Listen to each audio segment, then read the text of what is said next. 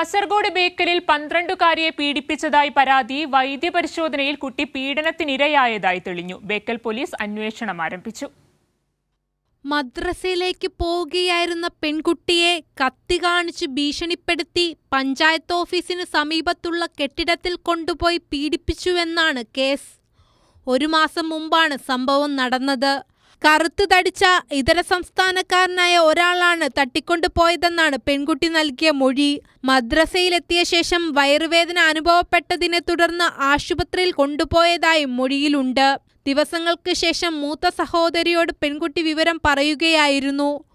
ഞായറാഴ്ചയാണ് പോലീസിൽ പരാതി നൽകിയത്. പരാതിക്ക് പിന്നാലെ പെൺകുട്ടിയെ ജില്ലാ ആശുപത്രിയിൽ വൈദ്യപരിശോധനയ്ക്ക് വിധേയയാക്കി. പീഡനത്തിനിരയായതായി തെളിഞ്ഞു. പെൺകുട്ടിയുടെ മൊഴിയിൽ വൈരുദ്ധ്യമുണ്ടെന്നാണ് പോലീസിന്റെ പ്രാഥമിക നിഗമനം. പരാതിയിൽ പറയുന്ന കെട്ടിടത്തിൽ പോലീസ് പരിശോധന നടത്തി. പോക്സോ വകുപ്പുകൾ ചുമത്തി കേസെടുത്ത പോലീസ് വിശദമായ അന്വേഷണം നടത്തിവരികയാണ്. കൈരളി ന്യൂസ്, കാസർഗോഡ്.